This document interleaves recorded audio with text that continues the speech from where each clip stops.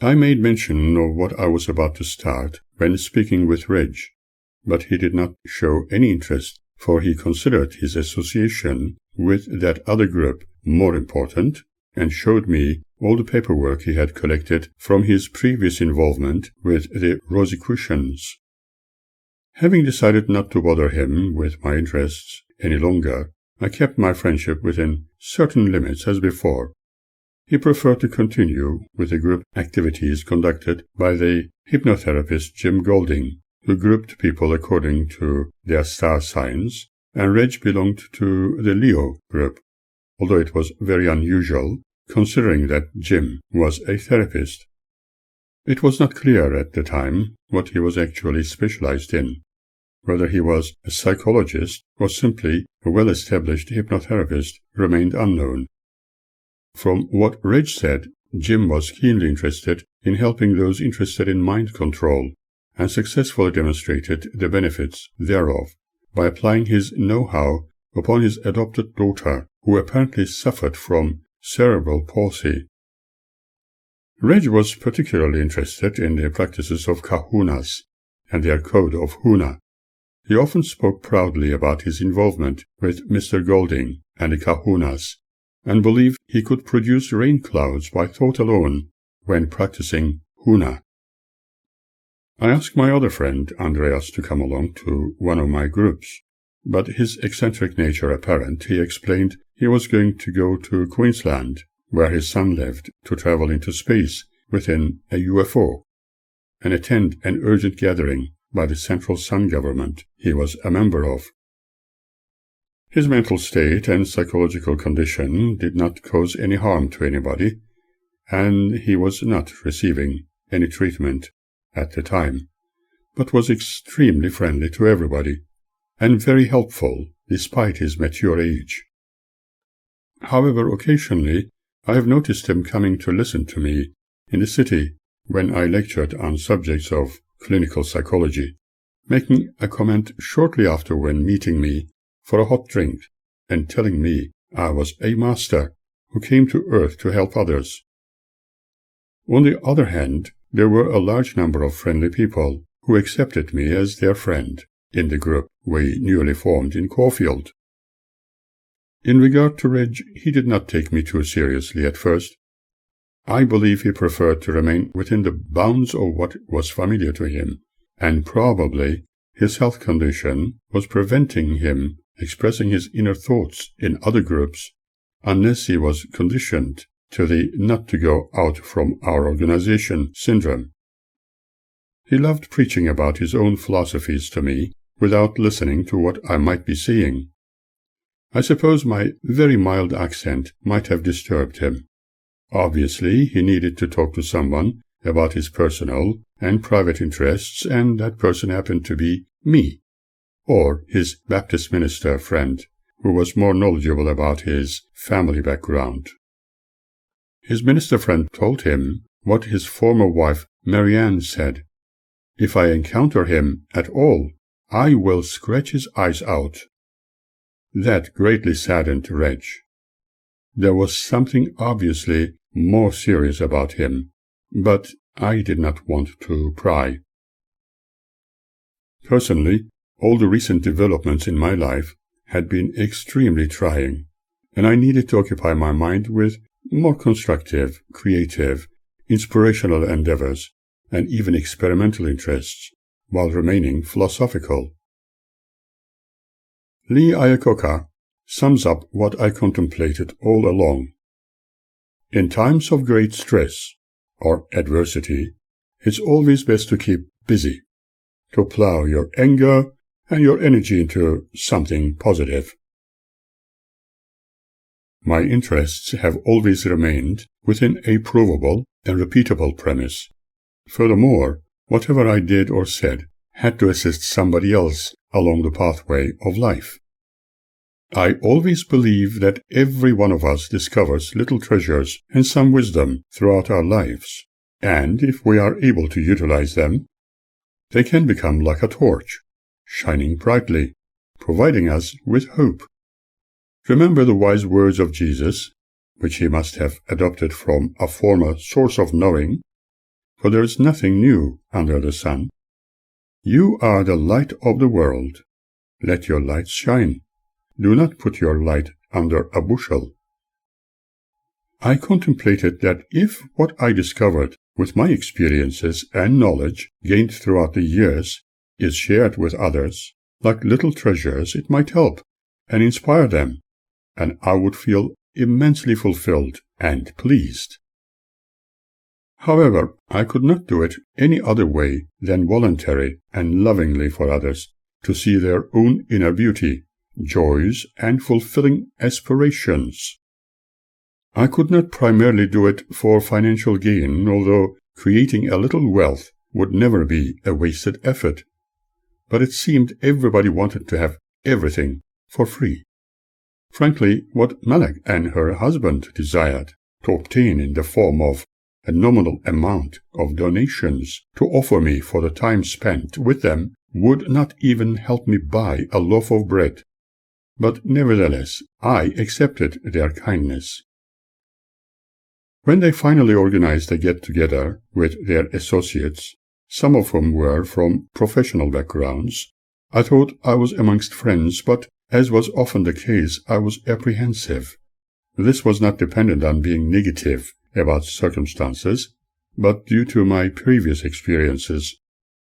Who knows what misunderstandings and judgments might develop, even amongst the gentlest people. Nevertheless, I needed to remain very optimistic with this experimental venture. After that initial meeting, talking about psychology, ancient history, and a few shared experiences, as well as trying the mental strings of the gathered, I was reasonably content and satisfied that we were not going to waste my and their valuable time. I outlined what program I followed, apart from explaining about my professional background, making sure that they all understood that no one was test subject and not obliged to attend every gathering if they couldn't make it. I suggested calling the group Unity of Humankind in Brotherhood, but not like a cult with a guru on a pedestal. I did not want to be considered as one of those individuals who preferred to make a great name for themselves. I chose to remain an individual, accepting and respecting one another, ever ready to learn from each other, for as members of human society, we can only improve our ways and become better on our evolutionary pathway if we can accept each other as our brothers, conversing amicably, laughing sincerely, and sharing our knowledge freely. Everyone was impressed with the idea as they realized that I had no hidden agendas, no surprises other than take me as I am, for I chose to remain a genuine individual without any desire for unnecessary attachments, fame, or financial gain. After all, if deemed necessary, all those things would be made available in one's existence as part of life's experiences. I was impressed with their willingness in sharing their own opinions on life's sciences. We also enjoyed a little light-heartedness and some humor, like Langston Hughes writes, like a welcome summer rain, humor may suddenly cleanse and cool the earth, the air, and you. After about 20 to 30 minutes of a relaxation meditation, with very light music and inspirational words uttered by myself, we continued with discourses on specific subjects. I experimented with channeling as before to see how they reacted, and the group have benefited from question and answer sessions in regard to health, science, and social issues we generally face. Some considered the channeling activities as being between us and the universal energies. During that time, I engaged myself in self-hypnosis and was able to verbally transfer what was already available to me from within my own unconscious mind more accurately, namely from my own research and discoveries, or as telepathically transferred from another positive consciousness. It did not matter whether this consciousness was from an exterior source, from within the vast universe, or within the world we occupy, because there are many wonderful thinkers and philosophers living on our fabulous planet. Possibly we were tapping into the shared conscious energy we are surrounded with, and telepathy, which needed to be studied more systematically and scientifically, realizing it is also one of the most neglected and not fully understood phenomenon in the world. Despite all that, any channeling activity needs to be taken with a pinch of salt, for still much more needs to be studied and learned, using some of today's techniques under more controlled circumstances. Since it was helping people find some answers to their queries, it was acceptable to keep experimenting with it. And it had no harmful side effect on my person, for it was similar to meditating. As we discovered, some of the knowledge made available was extraordinarily outlandish, but logical. It was generally acceptable within known human existence, and was based upon the individual's own interests and concerns when conversing with them, which I had no prior knowledge of. Since I always believe that all of us share our unconscious thoughts and emotions all the time, it was worth studying this aspect of the human mind within the parameters of one universal unity. Although it may be accepted as a philosophical consideration, it is something I could never talk about or make any sense within my own family and the witnesses, even those belonging to strict religious and other cultist groupings. Without being prejudicial, those worshipping an ideal or an individual ignore the fact that truth always remains personal. My discourses remained logical, based upon thorough research, discovery, and repeatable experimentation. I was also aware that one day someone might join in and break what was wholesome, helpful, and beautiful. It often happens in the human world, as it did a little while later. It can be likened to sandcastles children sometimes build by the seashore, only for some other child to jump on and destroy. Malek was befriended with a well-spoken lady from another group she was attending. It was a group of friends meeting regularly to converse in German. What a lovely way to improve one's language skills. Her friend was employed as one of the German government's representatives at the German Consulate General, and was very impressed with my viewpoints on life and background of studies while I was in Tübingen and Stuttgart, as well as my involvement with the university in Munich.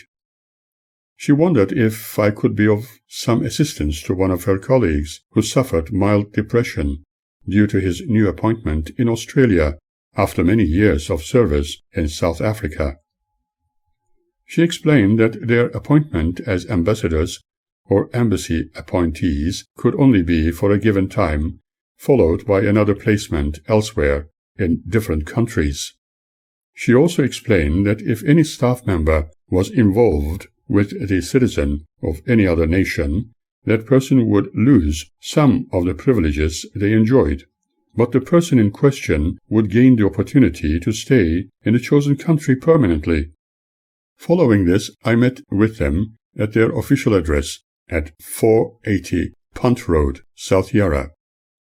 Although I explained that my knowledge of the German language might be somewhat lacking, they insisted that my spoken German was excellent, and there was no problem in assisting the consulate member with his psychological trauma and depression.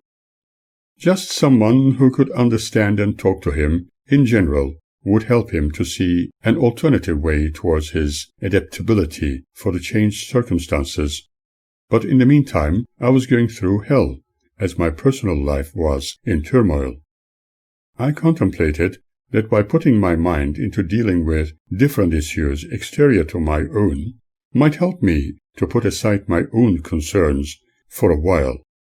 I was obviously going to remain an enigma for many people because I chose to speak little about my own circumstances other than my educational background and discoveries.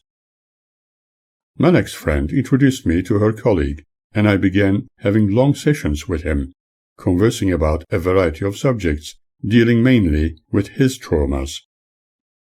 Malek's friend, on the other hand, loved showing and talking about her personal antique collections. One of them, which she was immensely proud of, was a large edition of the Holy Book of Islam. She did not follow any religion as far as one could detect, but was extremely happy with that handwritten and colorfully illustrated Quran.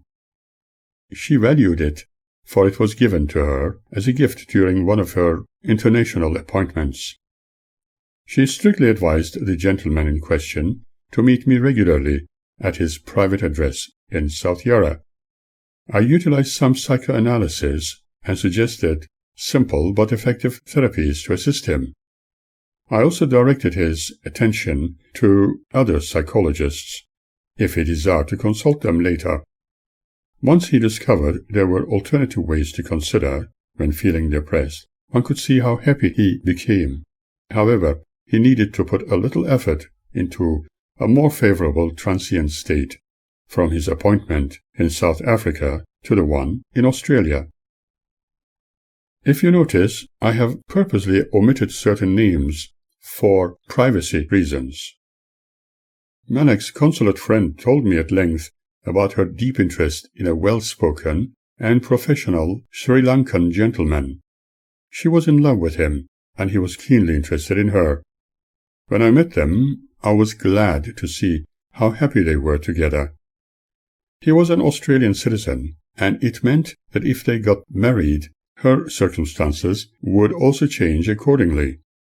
She was content with that. In regard to the other member of the German consulate, I suggested he see different therapists who could speak his language. Although he spoke a little English, as learnt at high school, it was not sufficient for him to communicate with the locals when and if there was need. And I had been additionally helping him to comprehend Australian patterns of speech. After a few suggestions, I did not see any further need to meet him on regular basis, and discontinued my visits. After all, I had to deal with my personal issues as well. My ex-wife, having taken the children, had disappeared for a long time now, all in the name of a fanatical religious endeavor.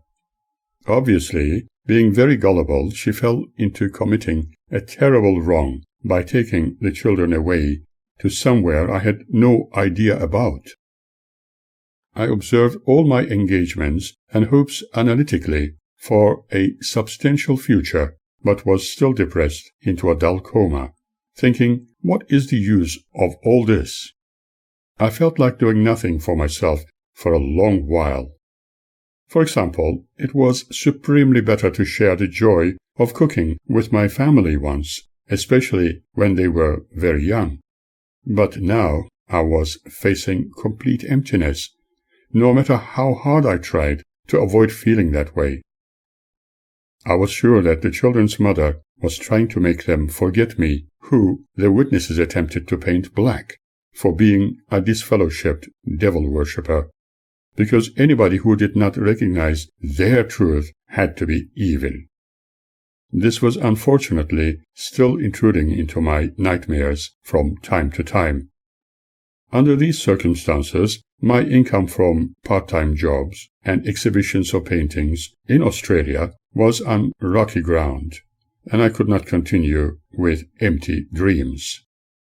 What those witnesses and my ex-wife had done in opposition to my person had negatively impacted on my existence deeper than one could ever describe in a few simple words.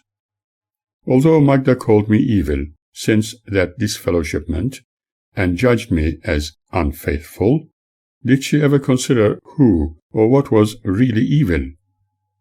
But I chose to keep struggling to make life work for me. For Magda, I was never good at anything important except in bed. My daughter's childish and immature stories were more believable to her than the reality. However, going back to my involvement with lovely friends from the German consulate, Malek's friend and Sri Lankan gentleman finally got married, and I was very happy for them. I wished them well and hoped they would never experience what I had after my supposed marriage. I was invited to a stunning wedding ceremony and was so excited about it. I even contemplated painting a lifelike portrait of the couple, offering it to them as a wedding gift. Alas, I was hospitalized once again, with an awful urinary infection needing immediate treatment during that time, and therefore could not attend the ceremony. Later Malek and Edgar told me how wonderful the ceremony was, and they all missed me. I sent my apologies for my inability to attend that special occasion, but somewhat bitterly disappointed with me, they never wanted to see me again. That was very hard to take, and they obviously thought I was apparently making excuses. My health condition was seen as a lie, and as I was later informed, perhaps I had felt jealous about Malek's friend marrying a man she chose instead of me. But I was happy for them for starting a marriage based upon love and had no reason to be jealous. I certainly did not know them well and was disappointed and hurt that I could not make them understand what had happened, for they did not want to know. I did not need this additional stress. I am still unsure why I had been reacted to in this way. It remains a puzzle. Could it be a German trend, perhaps? Was it a hidden psychological issue on their part? Malek and Edgar often spoke of bagpipes originating in Egypt. Edgar was heard saying, "Oh, Scotties must have learned it from the Egyptians." In some Middle Eastern countries, this instrument was well known. In the early days of meeting them, we used to talk about more light-hearted subjects. Malek was generously keen about offering the special meals she used to prepare, and perhaps knowing my interest in cooking encouraged her to do so. When Margaret, who was obsessively keen in meeting me whenever she desired, without even considering what I might be doing, decided to come to see me in Melbourne, she insisted that she had to be included in my group at Malek's. Margaret had previously been frequenting Sai Baba-related ashrams, and she was content and happy with them, for she felt at home there. Without any thought to my needs and desires, she simply had to see me, to talk all about her own sadness, disappointments with her mother, and personal problems in the most negative fashion imaginable, also inflicting her negativities on my group. She believed she could learn so many things from me, considering me as someone who could manipulate natural elements magically like Sai Baba apparently could, for she adamantly believed I was from the same ilk as he. No matter what was explained, she never accepted any justification other than what she assumed to be right. Interestingly, it seemed Malek and Margaret had met previously. When she entered the room for the first time, her eyes lit up when Malek spoke at length about the teachings and wisdom of the great Guru Sai Baba, and how she had discovered all about his greatness at the airport while meeting other people. She claimed that she too had been able to see Sai by some inexplicable psychic force without him actually being present at the time, and that it was a great miracle. That was apparently because Sai had wished it to be. Margaret spoke about her experiences of seeing him and feeling Sai's presence at different times, and she had noticed such miracles also being performed by Suren. For instance, when she went to meet me at Sydney Airport once, she saw me float, and others had also apparently noticed this phenomenon. This meant that I had to be just the same as Sai Baba, even claiming that my eyes looked like his. I would never claim to have similarities or any resemblance to Sai. He probably looked more attractive with his curly hair and colorful robe. Margaret often spoke about my background and what she suspected of me being like that other great guru, how she had met me in Perth at my studio, and her friends attending Merva's group, adoring my wisdom. She spoke about how well I was known there. However, she also spoke to them very discreetly, without my knowledge, about me being in desperate need of financial assistance, and apparently she had felt like helping me out. How generous and beautiful. She additionally told them that she was now penniless after the advice given to her to leave her profession as a teacher. Then, according to Malek and Edgar, she made a few ungainly accusations in regard to my person. She told them that she hoped I would pay her back all her expenses and the previous payments she once forwarded to me, or perhaps I was going to look after her by marrying. She then cried about why I had advised her to leave her well-paying employment.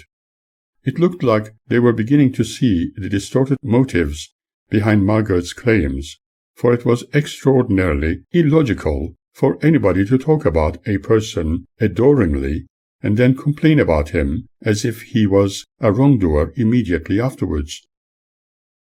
However, I have my doubts about them really understanding my point of view.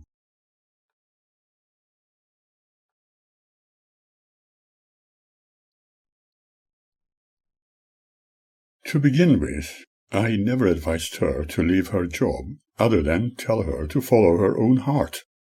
When she faced the prospect of a medically forced redundancy, as mentioned before, I had no knowledge of any such great financial help which I had allegedly received from her, and had no idea of anybody else benefiting from it.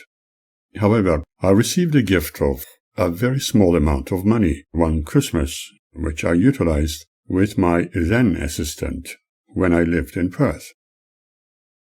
I did not realize I had to return it back to her, even though she insisted it was a gift. Although one could see how disturbed Margaret felt, they chose to remain very supportive of her. When Malek spoke to me about this issue, again very discreetly, I felt confused by Margaret's eager criticisms of me.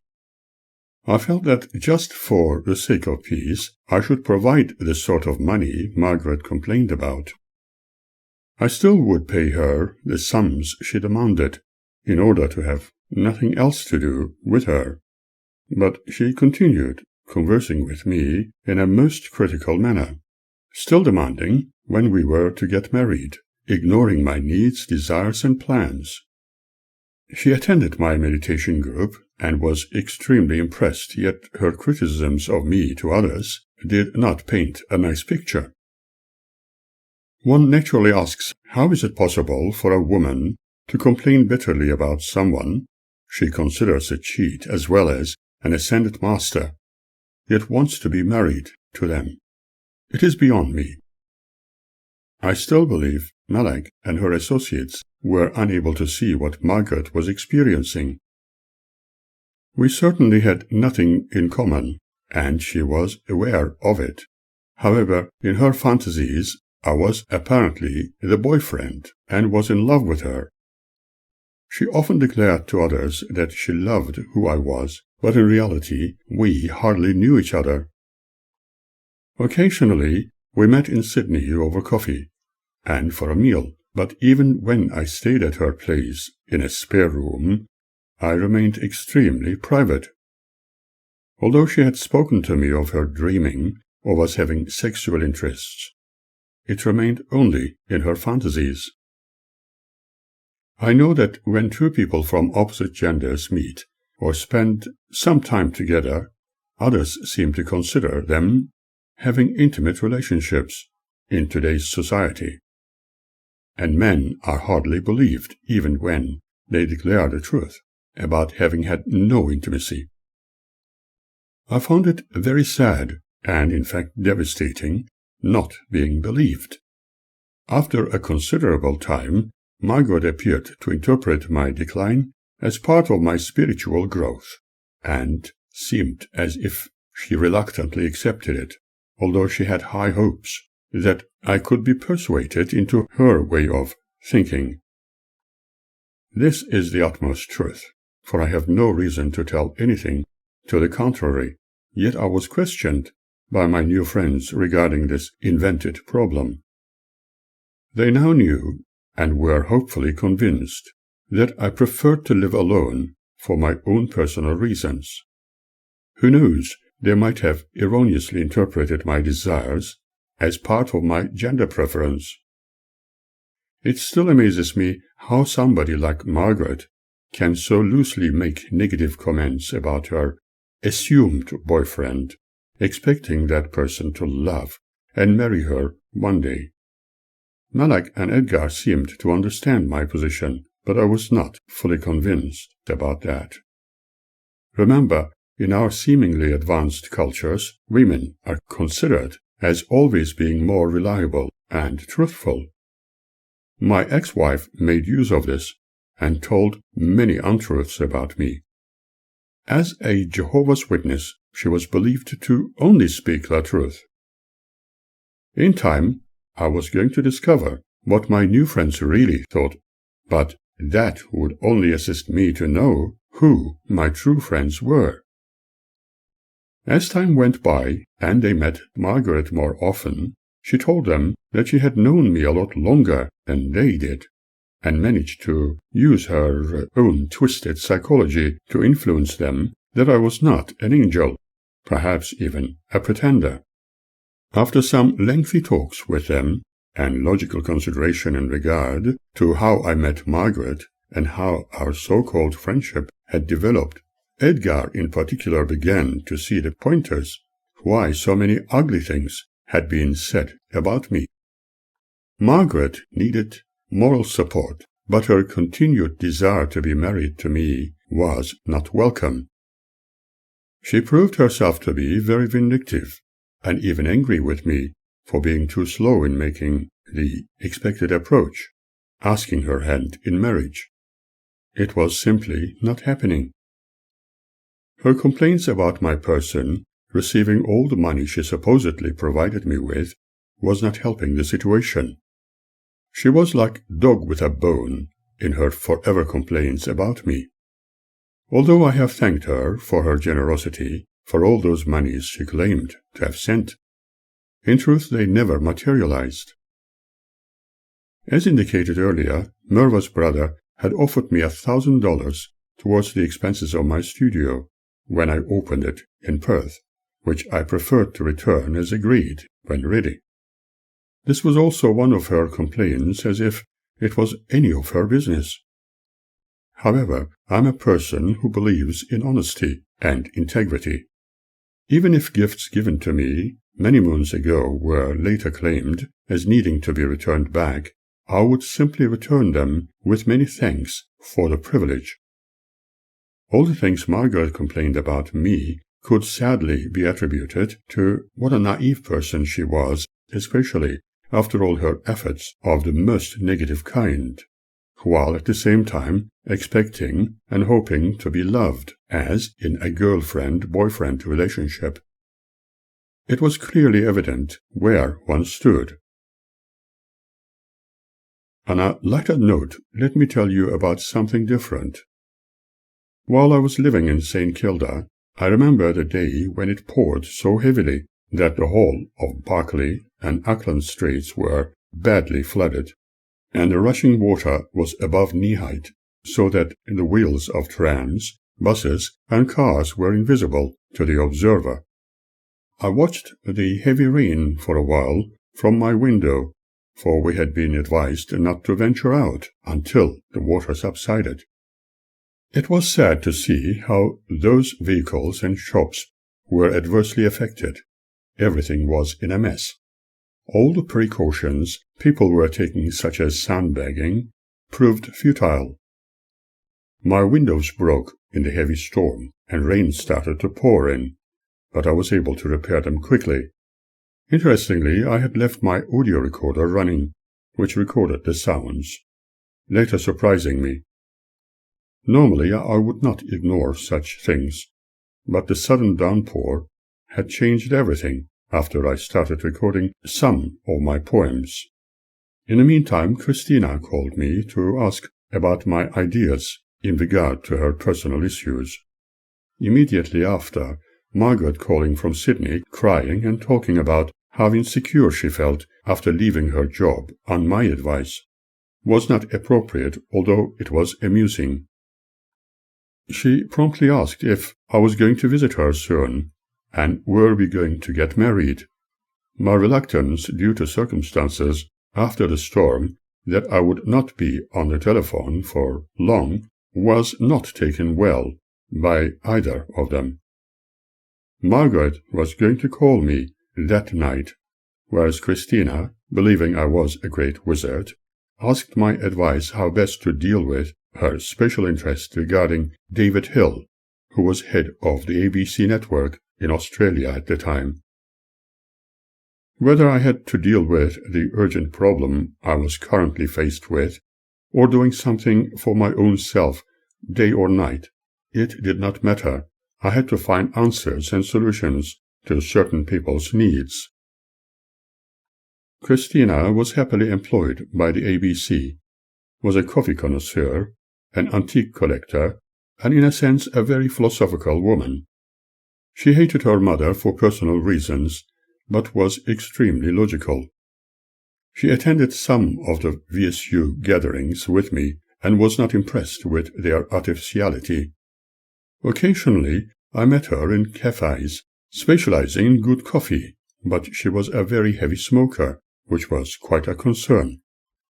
I believe her only problem, and possible criticism, in regard to me in her mind was my slight accent, as she believed I was still thinking in my native tongue, needing to interpret everything into English, therefore feeling the need to ask me the same personal questions over and over again, allegedly to understand me correctly. It disturbed me a lot, but I elected to say nothing after trying to correct her assumptions about my lack of understanding the spoken language. If she would just consider my professional engagements, during which I was delivering lectures on subjects I had studied for years, she could comprehend my command of English being good enough for my students to listen and learn from, let alone my conversations with her. I found it so unusual how people assume things by focusing on my slight accent and not what I clinically and specifically spell out to be clearly understood. She looked almost like Audrey Hepburn and was keenly interested in black art. She assumed I was a well-established warlock and a master. I explained what I truly believed in and what we consider as the universal energies naturally filling the entire cosmos. I spoke about the ancient philosophers and those whom the clergy had considered as witches and heretics in the past. She believed she was an ancient witch and was unafraid of using the art if necessary. She also believed she could learn much from me, When she visited me during my Elwood days in the mid-1980s, she was so astounded how well looked after my children were, although their mother did not live with us. One day, when visiting, at a time when I had been attempting to make a sound recording, but having forgotten all about it, my equipment still on, I started making a cup of long black coffee as she liked. She was looking at my photographs on top of the fireplace. One of the images depicted my son Claude and me. In that image, I did not have my shirt on when one of my daughters snapped the image, and it clearly showed my hairy chest. Christina shouted, "Oh my, yuck, too much hair!" And it too was recorded, which I discovered it much later. Why she reacted that way, I could not imagine. However, whenever she called me, occupying my mind with her perceived concerns, I have given time to her listening and not worrying much about my own. I would be a lot happier if I had some time to meditate and ponder about my own issues without any interference. My dark hair and dark-colored clothing I preferred to dress myself in had attracted her attention in regard to my assumed interest in the dark side, but I was not interested to reveal my true identity or interests to anyone. Others have almost always assumed what or who I was and would not accept my explanation of things about my own person. That was it. I simply had to be what they assumed me to be, and not who or what I truly was. That was exactly the case with my own daughters as well as their mother.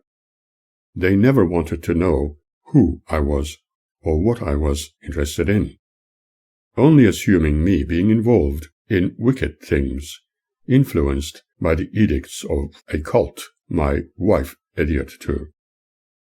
They had to be right at all times, whereas I had to be on the wrong side, for I was disfellowshipped due to my supposed rebellion against their God and their governing body. On the other hand, I believe many people did not care what I was doing, eating, drinking, or just relaxing. Theirs was of vital importance, therefore subjecting me to their questioning as if interrogating me for hours. I was all ears anyway, wasn't I? In fact, I had no time for myself and therefore developed a state of mind I could classify as mental fatigue, and my life started to go into a backward spiral. Nobody asked me how I felt, but everybody questioned me about their own concerns. I was in need to spend more and more time outside, walking the beach, drinking cups of coffee, and writing poetry in order to find some solace, to contemplate on my own issues that mattered to me, my livelihood, my own existence, and ultimately plan for my future. I kept drifting into an oblivion. I have written extremely eccentric poems at the time, painted works of melancholic and expressionistic art, while most of my time to relax was taken by talking and listening to a few people with their selfish endeavors. The more fear you develop, the more imprisoned you become.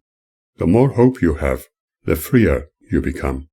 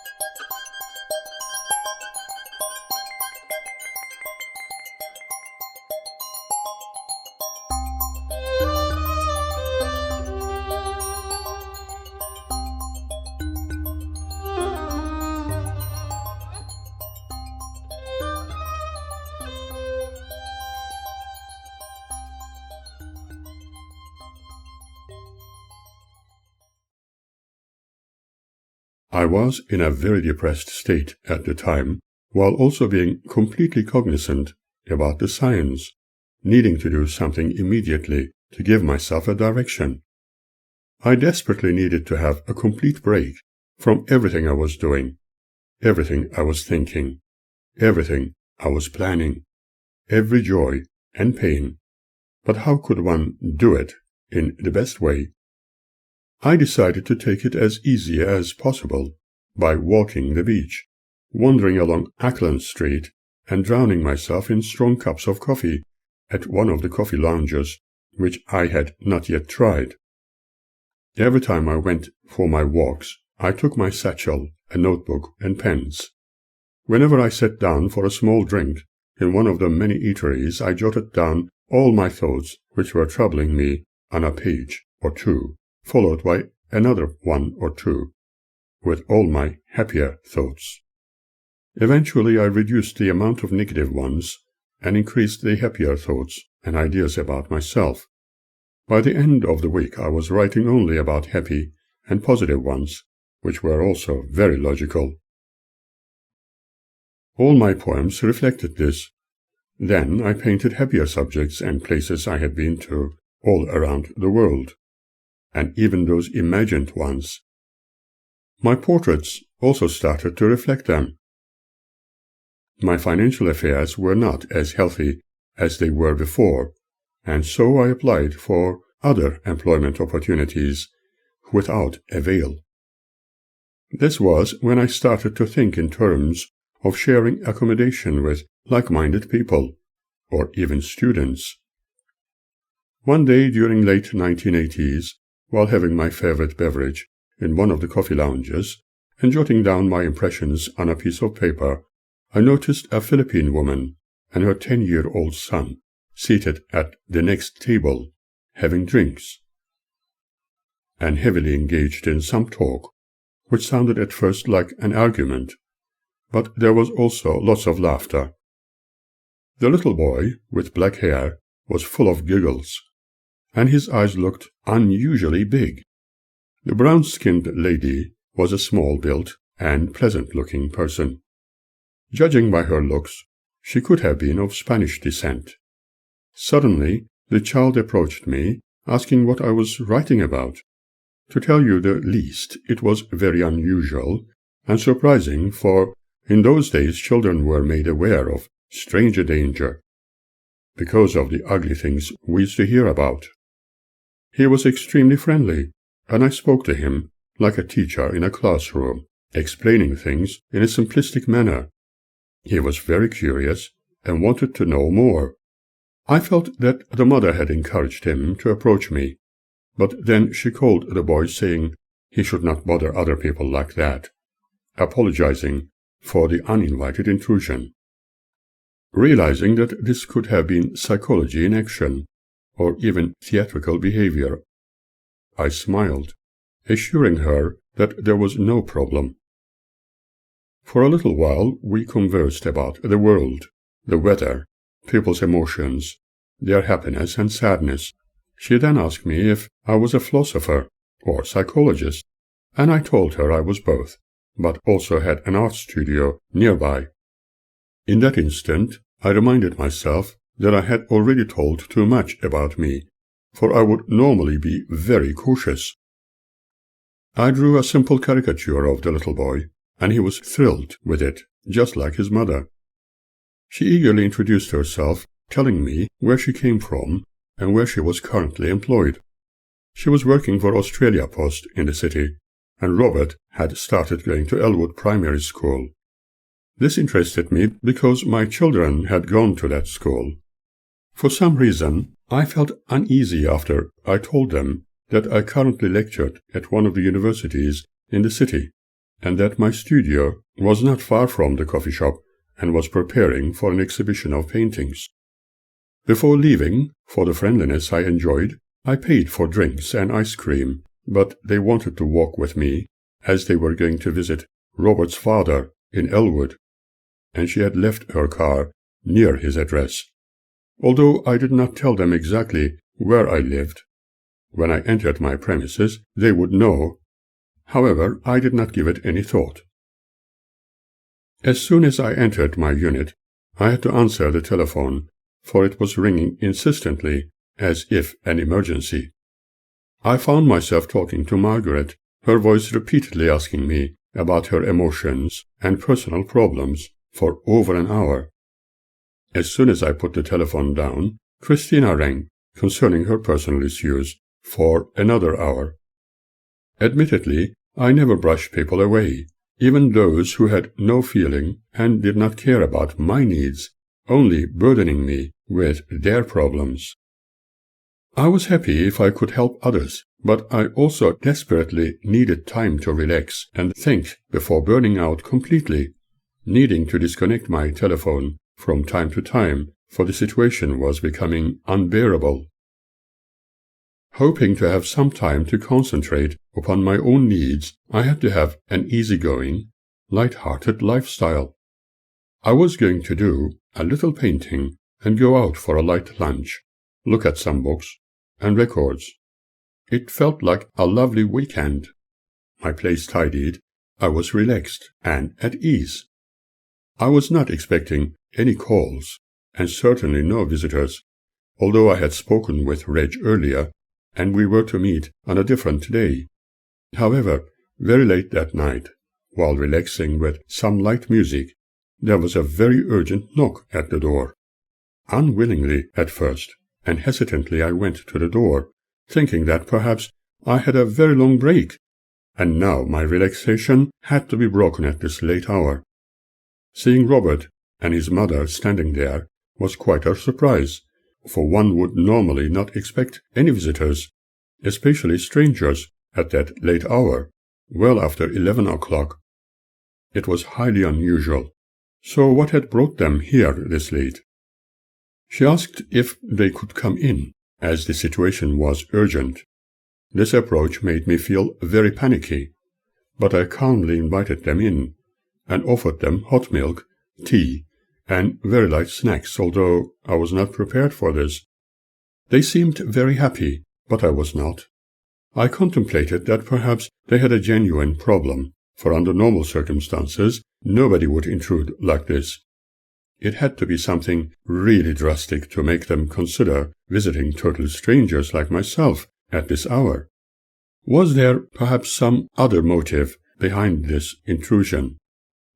I was unsure, but listened to what Edita had to say. First, she apologized for the late visit, and then continued telling me all about her background once more, including her failed marriage to a Dutchman. Amongst the wonderful things she mentioned was how delightful the Philippines were, and her birthplace, Pangasinan, and that her brother currently lived in Manila and had an important position.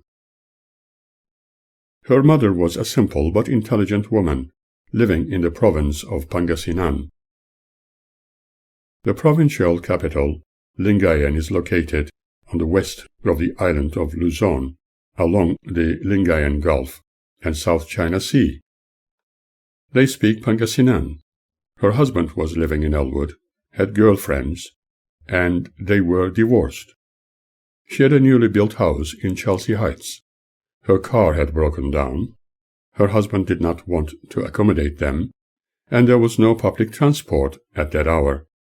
Then she promptly asked me if they could stay the night. Loading me with all the information she shared that evening was over the border and extremely peculiar.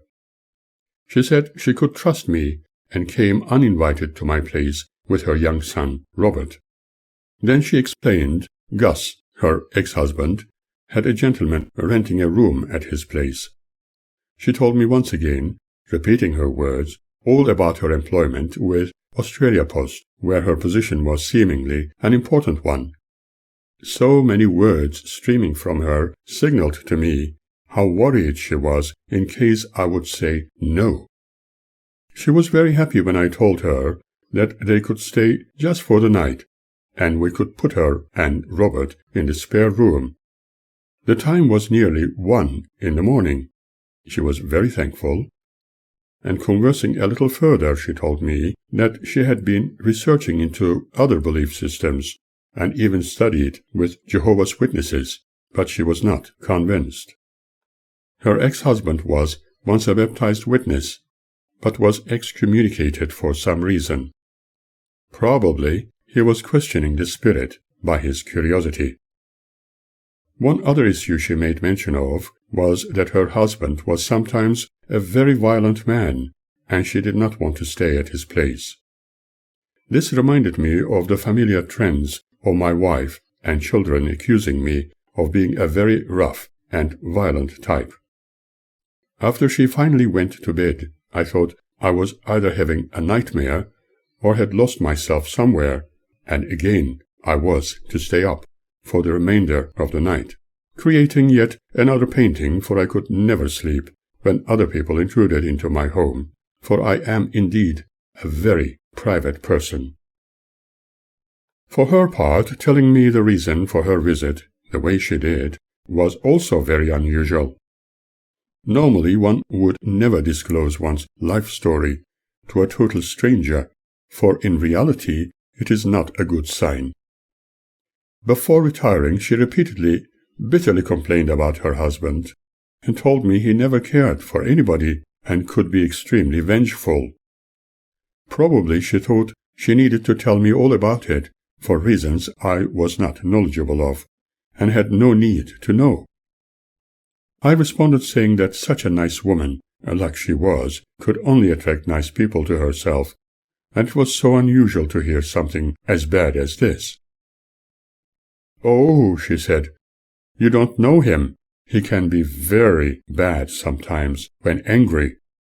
Young Robert shouted, "I still love my dad."